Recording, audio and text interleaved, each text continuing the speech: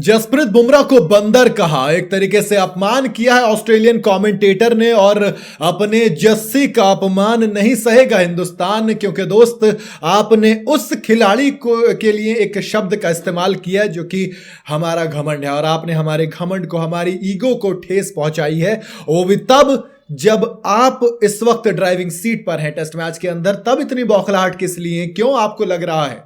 दरअसल कमेंट्री कर रहे थे कौन? ब्रेट ली, ईसा गुहा। और ब्रेट ली, जसप्रीत बुमराह ने मॉर्निंग में आते ही 2 विकेट चटकाए, और ब्रेट ली जो कि एक फास्ट बॉलर रहे हैं खुद, तो उनसे रहा नहीं गया। उन्होंने कहा कि यार कमाल है, क्या तारीफ करेंगे आप जसप्रीत बुमराह की। अपने पहले स्पेल में 4 ओवर डाले और 2 विकेट चटका डाले। अपने एक्स कैप्टन से आप और क्या उम्मीद करेंगे? बहुत ही शानदार प्लेयर है, मतलब तारीफ कर रहे थे तभी ईसा गुहा वो आकर कहती हैं कि है तो ये एमवीपी टीम इंडिया का। एमवीपी का मतलब तो अच्छा होता है, उसका मतलब होता है मोस्ट वैल्यूएबल प्लेयर, लेकिन यहां पर वो एक लफ्ज इस्तेमाल करती हैं, मोस्ट वैल्यूएबल प्राइमेट।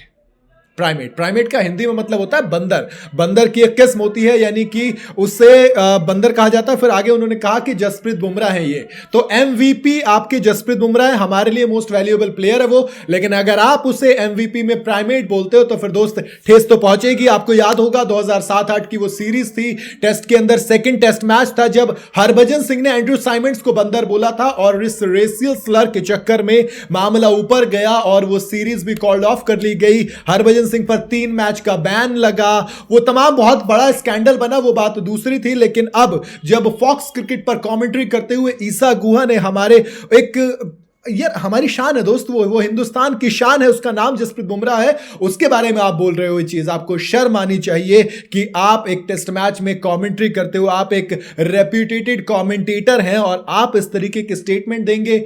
मैं सिर्फ इतना कहना चाहूंगा कि फॉक्स क्रिकेट को उनको हटा देना चाहिए फिलहाल तो कमेंट्री पैनल से, क्योंकि दोस्त ये चीज बिल्कुल भी सही नहीं है। ऊपर से अब इतना तो यह है कि हिंदुस्तान में अभी आपको आना बाकी है। अगर आप इस तरीके के स्टेटमेंट देंगे तो दोस्त हम हिंदुस्तानी कुछ इस किस्म के होते हैं कि अगर आप हमारे किसी एक खिलाड़ी के पीछे आएंगे तो पूरे का पूरा हिंदुस्तान, ये 150 करोड़ की आवाम आपके पीछे आएगी और फिर आपको बताएगी कि हमारे खिलाड़ियों को छेड़ना आपको कितना महंगा पड़ सकता है। ये कोई धमकी वगैरह नहीं है, लेकिन इतना यह है कि दोस्त ये चीज बर्दाश्त नहीं की जाएगी। आईसीसी से लेकर फॉक्स क्रिकेट तक हर किसी को इस चीज पर अब जवाब देना चाहिए, और खुद ईसा गुहा को इस पर जवाब देना चाहिए कि आपकी हिम्मत कैसे हुई कि आप हमारे देश के सबसे इंपॉर्टेंट प्लेयर को, अरे हम तो उस पर गर्व करते हैं कि हाँ वो इंडियन है। आप जब 190 विकेट की बात करते हो ना, तो किसी इतिहास में, टेस्ट क्रिकेट के इतिहास में किसी खिलाड़ी का एवरेज 19 के आसपास का नहीं, उसका सबसे बेस्ट एवरेज है। आप बात कर रहे हो जसप्रीत बुमराह, उसका नाम है। 17 विकेट इसी बीजीटी में चटकाए जिस बीजीटी में आपने ये स्टेटमेंट दी है। उस बीजीटी में आसपास भी कोई नहीं है।